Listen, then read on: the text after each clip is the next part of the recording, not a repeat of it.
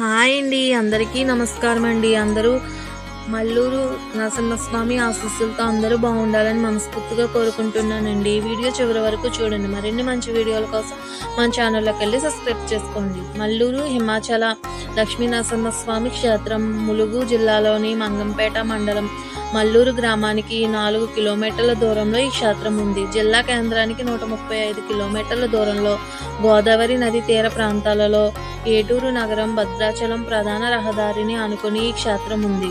ఈ క్షేత్రంలో అనేక విశేషాలు ఉన్నాయి. హిమాలయాల్లో మాదిరిగానే ఈ హిమాచల క్షేత్రం ప్రకృతి వైద్యానికి వనమూలికలకు పెట్టింది పేరు. పూర్వకాలంలో మునులు ఋషులు ఈ క్షేత్రంపై తపస్సు చేసినట్లు చరిత్రకారులు చెప్తున్నారు. 6వ శతాబ్దానికి పూర్వం నుంచే ఈ క్షేత్రం ఉన్నట్లు చరిత్రకారులు చెప్తున్నారు. ఈ ఆలయం చిన్న సోళర చక్రవర్తులు కాలం నాటిదని చెప్తున్నారు. ఈ క్షేత్రం అంతా అర్ధచంద్రాకారంతో ఉంటుంది. ఇక్కడి లక్ష్మీ నరసింహస్వామి స్వయంభుగా వెలిసాడట.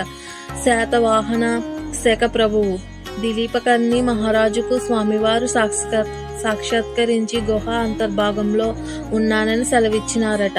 మహారాజు 76,000 సైనికులతో అక్కడ తవ్విస్తుండగా స్వామివారికి గుణపం నాభిలోని గుచ్చుకుంది. ఆ నాభి నుంచే ప్రస్తుతం ద్రవం వెలువడుతున్నది. ఈ ద్రవం సేవిస్తే సంతాన భాగ్యం కలుగుతుందని నమ్మకం. దీన్నే నాభి చందనంగా పిలుస్తున్నారు. ఇక్కడ లక్ష్మీ నరసింహస్వామి మానవ శరీర ఆకృతితో అతి సున్నితంగా ఉంటారు. స్వామివారికి ఆదిలక్ష్మి సించులక్ష్మి అని 2 భార్యలు ఉన్నారు. క్షేత్రపాలకునిగా పంచముఖ ఆంజనేయ స్వామి శిఖాంజనేయ స్వామి ఉన్నారు.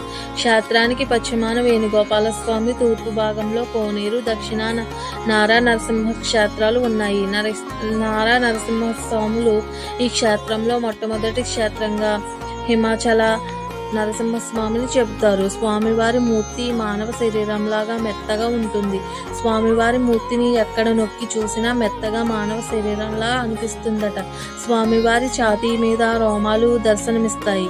స్వామివారి బొడ్డు భాగంలోని చిన్న రంధ్రం ఉంటుంది. దీని నుంచే ఒక ద్రవం విడుదలవుతూ ఉంటుంది. దీనిని అదుపు చేయడానికి స్వామివారి ఆ రంధ్ర భాగంలో మంచి గంధాన్ని నుంచుతారు.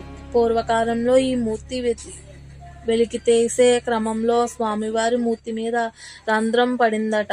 ఆనాటి నుంచి ఆ రంధ్రం నుంచే ఓ ద్రవం కారుతుందని ఇక్కడ స్థల పురాణాలు చెప్తున్నాయి. స్వామివారి ఆ రంధ్రంలో ఉంచిన మంచి గంధాన్నే భక్తులకు ప్రసాదంగా ఇస్తారు.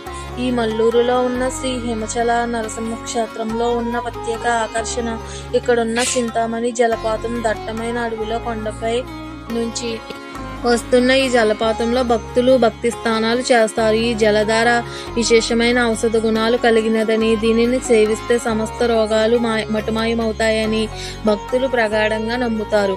దీనికి సమీపంలోనే మరో చిన్న జలపాతం ఉంది. చింతామణి జలపాతానికి సమీపంలో మహాలక్ష్మీదేవి పురాతన మందిరం ఉంది. హిమాచల నరసింహ క్షేత్రంలో ఇతర దేవత మందిరాలు కూడా ఉన్నాయి. ఈ దివ్య ఆలయ ప్రాంగణంలో ఆంజనేయ స్వామి నవగ్రహ మండపం, మహాలక్ష్మి, గోదాదేవి మందిరాలు కూడా దర్శనమిస్తాయి. ఈ దివ్య ఆలయాల సందర్శనలో పూర్వజన్మల పుణ్యఫలంగా భక్తులు భావిస్తారు. ఈ క్షేత్రంలో ఏటా వైశాఖ శుద్ధ పౌర్ణమికి స్వామివారికి అత్యంత ఘనంగా బ్రహ్మోత్సవాలు నిర్వహిస్తారు. ఈ ఆలయానికి సుమారు 2 కిలోమీటర్ల దూరంలో దట్టమైన అడవిలో శిఖాంజనేయ స్వామి మందిరం ఉంది. ఇది అతి పురాతనమైనది.